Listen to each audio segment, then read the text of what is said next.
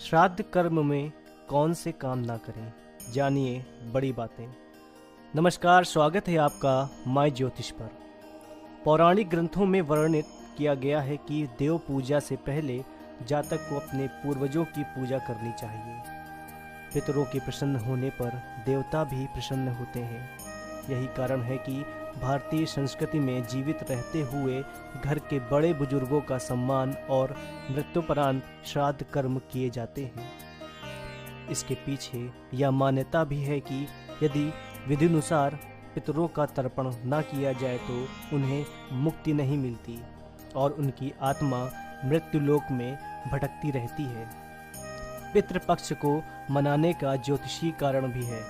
ज्योतिष शास्त्र में पितृदोष काफ़ी अहम माना जाता है। जब जातक सफलता के बिल्कुल नज़दीक पहुंचकर भी सफलता से वंचित होता है, या संतान उत्पत्ति में परेशानियां आती हैं, या फिर धन हानि हो रही हो, तो ज्योतिष शास्त्र पितृदोष से पीड़ित होने की प्रबल संभावनाएं होती हैं। इसलिए पितृदोष से मुक्ति के लिए भी पितरों की शांति आवश्यक मानी जाती है। पितृपक्ष के दौरान ध्यान रखने योग्य बात है, यह माना जाता है कि इन 16 दिनों की अवधि के दौरान सभी पूर्वज अपने परिजनों को आशीर्वाद देने के लिए पृथ्वी पर आते हैं। उन्हें प्रसन्न करने के लिए तर्पण, श्राद्ध और पिंडदान किया जाता है।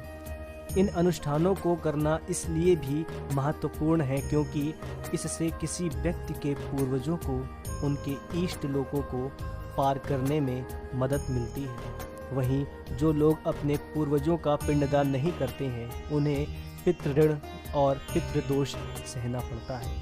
इसलिए श्राद्ध पक्ष के दौरान यदि आप अपने पितरों का श्राद्ध नहीं कर रहे हैं तो इन बातों के बारे में खास ध्यान रखना चाहिए।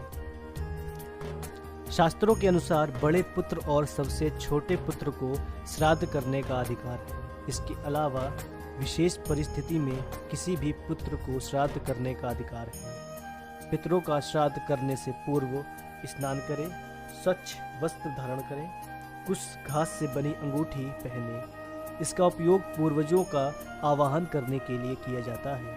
पिंडदान के एक भाग के रूप में जौ के आटे, तिल और चावल से बने गोलाकार पिंड को भेंट करें। शास्त्र सम्मत मान्यता यही है कि किसी सुयोग्य विद्वान ब्राह्मण द्वारा ही श्राद्ध कर्म करवाने चाहिए। श्राद्ध कर्म में पूरी श्रद्धा से ब्राह्मणों को तो दान दिया ही जाता है, साथ ही यदि किसी गरीब जरूरतमंद की सहायता भी आप कर सकें तो बहुत पुण्य मिलता है। इसके साथ साथ गाय, कुत्ते, कौवे आदि पशु पक्षियों के लिए भी भोजन का एक अंश जरूर डालना चाहिए।